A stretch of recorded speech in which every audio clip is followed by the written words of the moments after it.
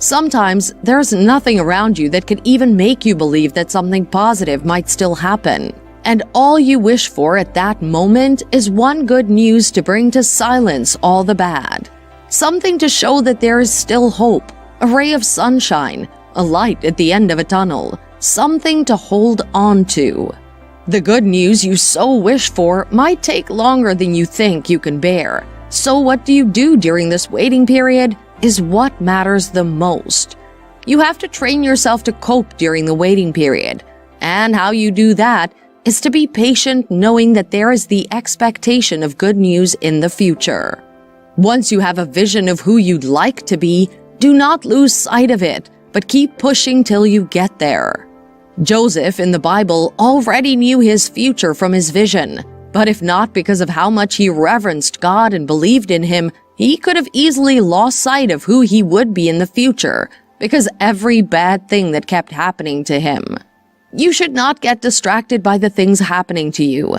This could make you lose focus on how great you're meant to be and can make you weak in faith, losing the picture of the good that God can do in your life right now. Most times, when people focus on the bad things, it's the fault of the person because they've magnified the problem. You let the bad effect of that bad news get to you, whereas you're meant to use it as a stepping stone and a lesson learned. Also, Joseph has a lot of ups and downs. It looked more like as things were getting better, its result would be something worse. He became a prisoner to being the head of Potiphar's house. For some people, that would be their end because they would have lost hope. But good news came to Joseph because even in the prison, he kept living. He did not live based on his situation at that present moment, but had a sight of the future which he would like to feature in. He believed so much in what he would still become that what he was at the present moment meant nothing to him. Develop a mental picture in your mind of what you want your life to look like in the future, and save it so that when things are not going according to plan, remember this picture and plan to push yourself forward. Make sure that even in the failures that are meant to bring you down, you are still prospering. Amid the pain and struggles, you have to keep living because the call of good news is almost here, which would be a breakthrough from all this negativity. Another biblical example of how to wait for good news is the story of Hannah. Hannah was believed to be a barren woman, but when she prayed earnestly to God, He heard her cries and gave her a son. The Bible says that the effectual, fervent prayer of a righteous man avails much. You have to know how to make use of prayers to speed up your good news. There are different accounts of delays in the Bible and how they were sped up through prayers. When you want good news, keep praying for it, and do not stop till you get your answer.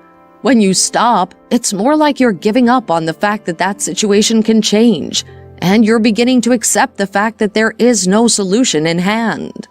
During the waiting time, keep praying till the call of good news is answered in your life. Hannah did not stop praying till she got her son, and neither should you stop till you get your answers. Albert Einstein is one of the greatest, if not the greatest scientist to have lived, but his early life was not a bed of roses. It was filled with failures and disappointments that should have affected him, but the latter is greater. Albert had to fight against the odds to earn the title of greatness. He was good in math and physics, but in his entrance exam, although he performed well in both subjects, his performance in other subjects was unsatisfactory, and the overall result was considered academically poor.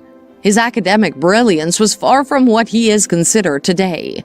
He struggled to maintain even average scores during his graduation. His reputation as a student was awfully poor in the teachers' eyes, and they never took him seriously. After graduation from the institute, he shocked everyone with how well he was doing. No one could believe that the person whom they considered a failure will rewrite the future of humanity and will give science some of the most powerful theories and equations that will lay the foundation of modern science. In 1921, Albert won the most notable prize for any physicist, the Nobel Prize, and from there, the dawn of quantum theory began. Though later in life, after he was succeeding, he suffered from heartbreak because of his divorce, which did not discourage him from his work. His hard work made him successful, and he became a historical figure. Today, people still learn from his years and will continue to learn from him. He did not let the opinion of others stop him from getting his good news, and you shouldn't do the same. Life has a way of making you give up on things, but the question is, will you let it win? Will you let everything roll out and be carefree of the outcome? You should take action and control of the situation to get the good news you so wish for. God has spoken in His Word over you many blessings of His goodness. Trust in His goodness and expect to see His best every day of your life. If you will trust God through the storms, He will bring you good news that will be like a dream come true.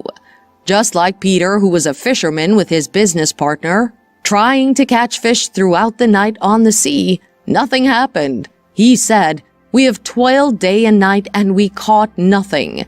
But when the good news came calling, they caught a boat-sinking load of fishes. That is the same thing that will happen to you from today. A call of good news is coming. It's already on its way. It doesn't matter how big that mountain seems. It might be overwhelming to you now, or that strange object in your body now. A call of good news is coming. Some people have never had a manifestation of God's goodness throughout their lives. They have all their lives toiled and striven to try to make ends meet, or gone from hand to mouth seeking food and shelter. Then others are in a siege of depression and sadness because throughout their lives, they've magnified negativity in their life. But God is saying to you, a call of good news is coming. Suddenly, you will receive that call that will bring you joy and rejoicing again. You will receive that call that will change your story and that of your family, because God's help has come for you now. You've been trying to meet needs and walk in life and destiny by your strength, and that's why everything seems frustrating. But God is saying to you, trust me and lean not on your understanding. If you follow me and trust me all the way, my strength will replace yours, and your weakness will be a very qualification for your joy and happiness. There is about to be a shift in your life by the call of this good news. A good news of salvation of all kinds. A good news of glory. A good news of restoration. A good news of lifting, because God is working in your midst and confirming His goodness in your life with physical manifestations. See the call of good news coming, expect it, and experience joy in the place of your tears today.